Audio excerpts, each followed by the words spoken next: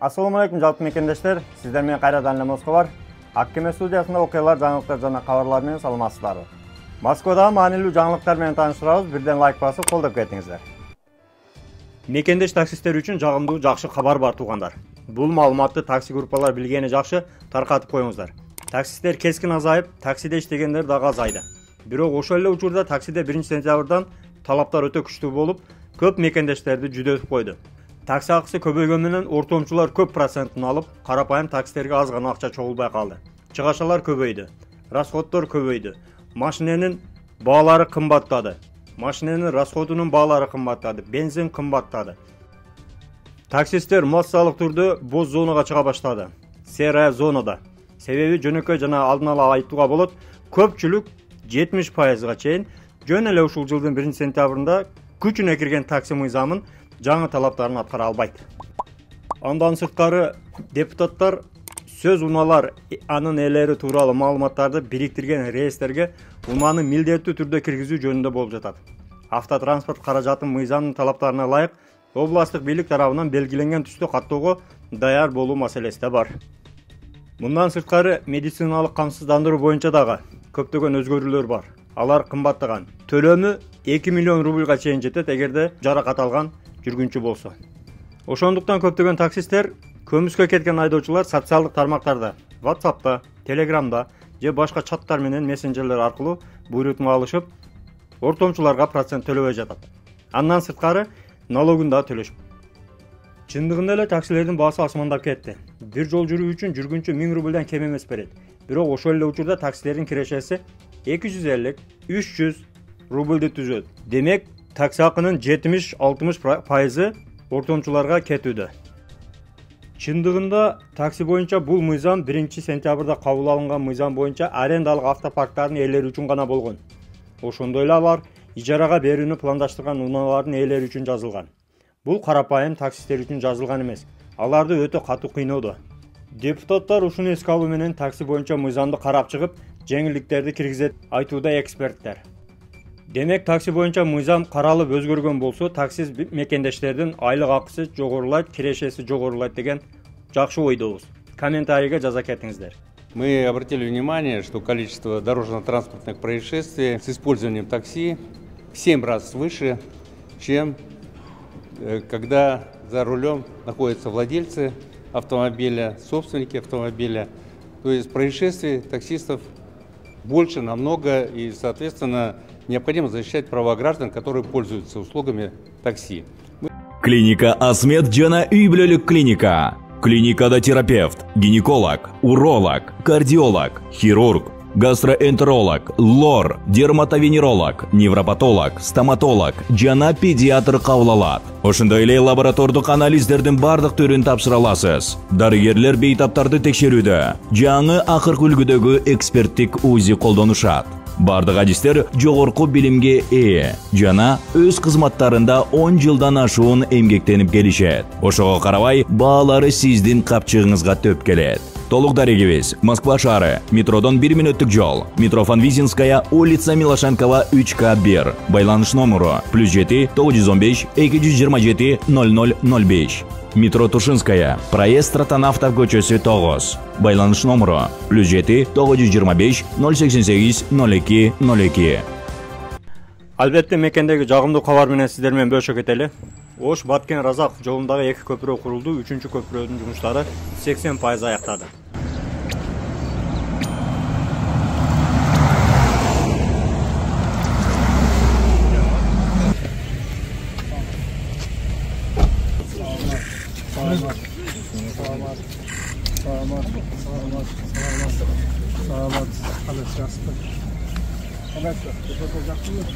Жұмыс бүтті ме? Қандай бүтті? Көпірі бүтті ме? Жақсы, қуанышта қапшырды. Чилисайдың көпіресі? Бұл ескі көпіресі демонтажда башташты. 5 жыл жол объезде тұрды конструкция. Köprü kurulgandan beri, 5 yıldan beri. 5 yıl köprü kurulmay turdu, şu abiyazda ötüp turdu maşınlar. Köprü... Ne kadar ötüp görmeydi mi? Bir canım. geliriz. Ар жағынан өзі сұралыр да, бәрі тікер, ар жағынан өзі көреді. Монда көреді. Мұнда Баяғы сел болғанда білесіздер жаңағы. О жерде толып кеткен. Ар жағында толып кеткен 2-3. Ошол мына көпүрөнүн жогунан сел болуп анан кийин жанагы үйлөрдү басты да, туурабы? Ооба, бул жерди көпүрөнүн курганда кичине ушуну эске албай туруп курган да. Мына сонун Ушуну көтөрүлгөндө защитный сооружениялерди да коюп турат. бониктер абдан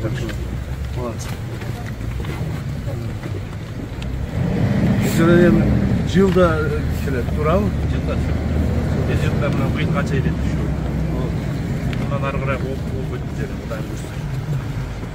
Ушул жерде жасап атканыңарда мен жада ишенбедим эле ушу бүтүп кетеби деп.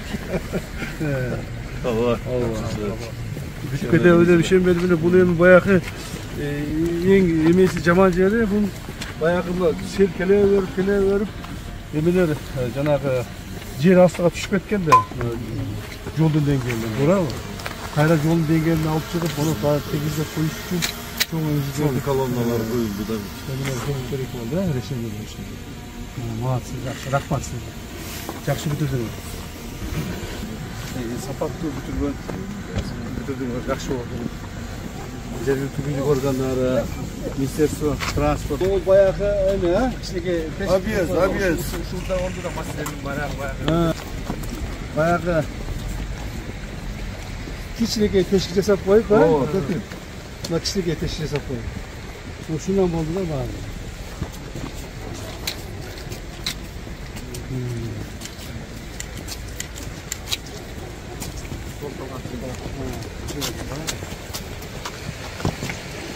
Taraftar geri uzağa takalırlar. Köprü algandan sonra bundan daha çok çıkana gidiyor. Bunun bardıq alınat da. Bunu alıp atalım. Bunu beton alasınlar kolunu. Bunu kolunu. Hadi yolu buzasınlar kolunu. Alıp kolunu. Usulan tazalayız. Tadamas gerek de konu. Usulan tazalayız. Şunu toplayıp durman acaba yürü ötüdür.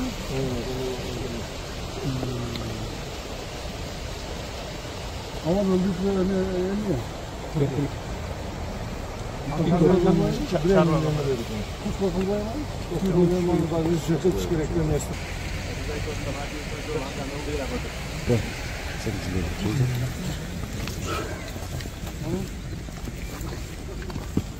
Oğlu orada yaşlı kaptan var ha?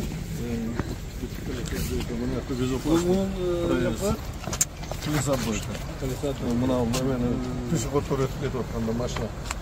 Ondan bir kadar kolonlardan 10 kişi buna acık 15 kolon oldu. 15 kolon oldu.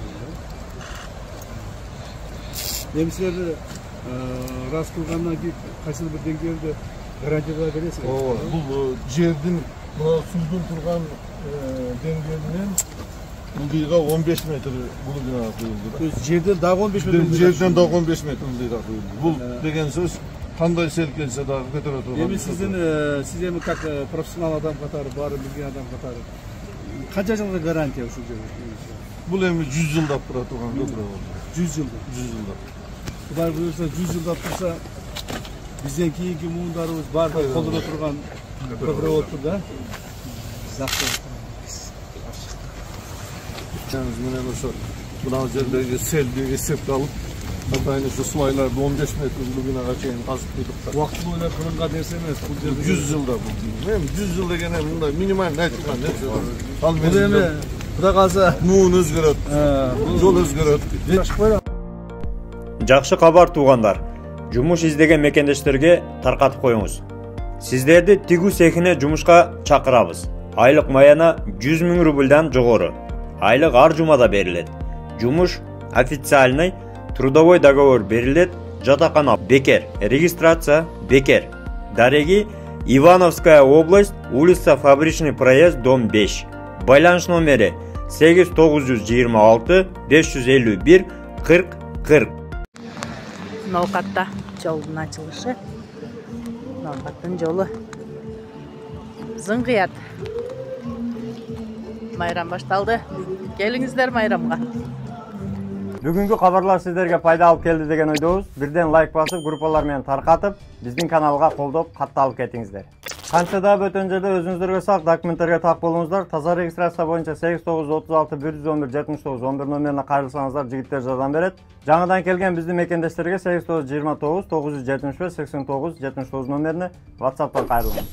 Тапканыңыздарга береке, үй бүлөңүздөргө тынчылык, ар бирибиз ата мекенибизге эсен аман жетели. Жакшылыкта көрүшкөнчө аман жүрүңүздөр. Москвада мекендештер, документ жок кыйналсаңыздар, регистрация бүтүп калса же өтүп кетсе же жоготуп алсаңыз, миграционканы жаңылатыш керек болсо, чек арага коркпой чыгып келейин десеңиз, баягы эле Москвадагы хит болгон Мухиддин ажы кызматта. Өзү до конца айдайт, ашыкча акча албайт, документке жардам берип туурулайт, даже кыйналган мекендештерди бекер ташыйт. Мухиддинге Москвардан деп чалсаңыз, по-братски жылуу жумшак барып келесиз.